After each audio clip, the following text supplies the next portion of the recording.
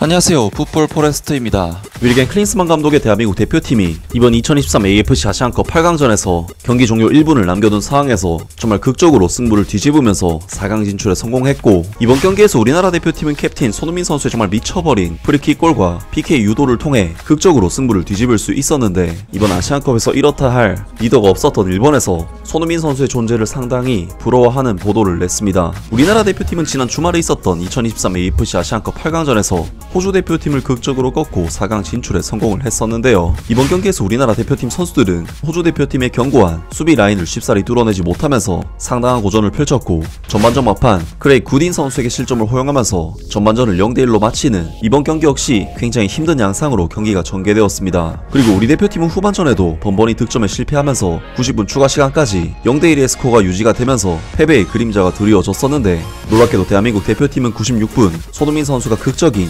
PK를 얻어내면서 황희찬 선수가 침착하게 마무리를 해 1대1 무승부 상태로 연장전에 돌입했고, 연장전에서는 역시 우리 대표팀의 월드클래스 손흥민 선수가 정말 미쳐버린 환상 프리킥골을 터뜨리면서 우리나라 대표팀은 지난 사우디와의 경기에 이어 2경기 연속으로 정말 극적인 명승부를 펼친 끝에 힘겹게 4강 진출에 성공했습니다. 이번 경기에서 손흥민 선수는 겹겹이 쌓인 호주의 수비진과 계속된 경합을 펼치면서 대표팀을 위해 헌신적인 활약을 펼쳤고, 우리 대표팀이 패배의 그림자가 드리워졌을 때 마치 영웅처럼 나타나서 팀을 구해내는 골을 2개나 만들었고, 팀이 가장 필요로 할 때 가장 필요로 하는 것을 충족시켜 줌으로써 경기 흐름을 순전히 혼자 힘으로 완전히 바꿔버렸다는 부분에서 거의 손흥민 선수의 또 한 번의 인생 경기가 펼쳐진 것이 아닐까 싶은데요. 이런 손흥민 선수의 활약상은 정말 팀의 주장이라는 것이 무엇인지 그 의미를 찾을 수 있는 활약이 아닐까 싶은데, 일본 매체인 사커 다이제스트에서 전해온 소식에 의하면 이번 아시안컵에서 이렇다 할 리더가 없었던 일본에서 손흥민 선수의 존재를 상당히 부러워하는 보도를 냈습니다. 2월 3일에 개최된 아시안컵 8강전에서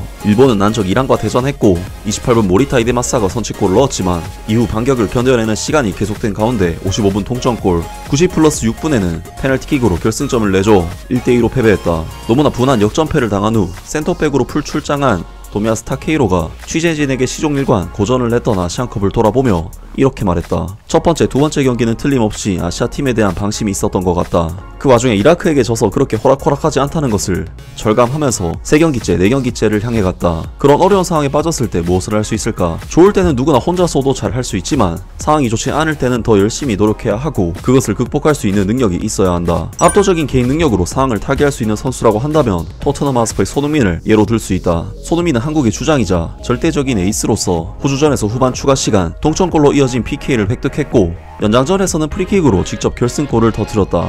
같은 프리미어리그, 그것도 토트넘 하스퍼의 숙적 아스날에서 뛰는 25살의 도미야스 타케이로는 어제 손흥민 선수가 그런 모습이었지 않냐는 질문을 받았다. 그는 나는 그 경기를 보지 않았지만 그런 것 같다고 대답했다. 한국이 좋지 않았음에도 그는 차이를 보여주고 결과를 얻어낼 수 있었다. 그래서 초월적인 선수인 것 같다고 말했다.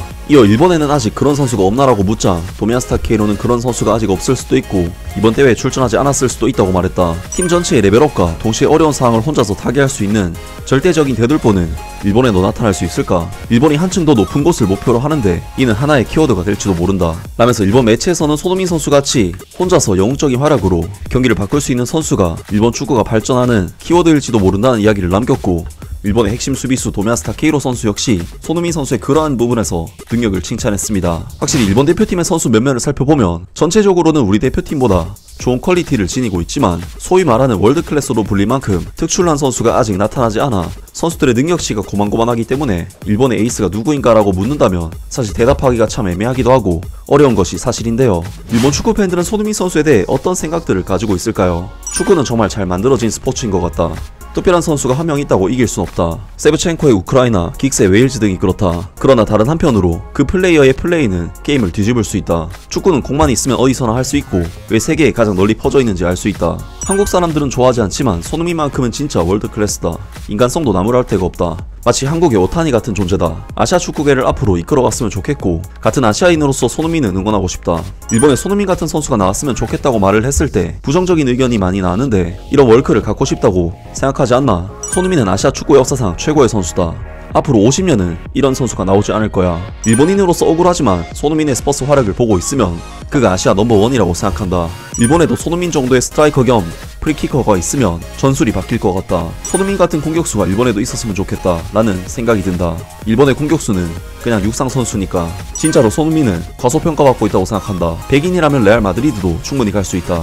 등등 많은 일본 축구 팬들이 손흥민 선수에게 찬사를 보내면서 일본에도 손흥민 같은 선수가 있었으면 좋겠다는 반응들을 보였습니다. 정말 22명이 하는 축구에서 혼자만의 힘으로 극적인 순간을 그것도 2번이나 만들어낼 수 있다는 것이 다시 한번 놀랍다는 생각이 들고, 손흥민 선수는 아무리 생각해봐도 한국 축구 역사에 다시는 나오지 않을 역대 최고의 선수이자 한국 축구의 진정한 영웅이자 전설이 아닐까 싶습니다. 아무튼 오늘 영상은 여기까지고요. 영상 재밌게 보셨다면 구독과 좋아요 그리고 댓글 부탁드립니다.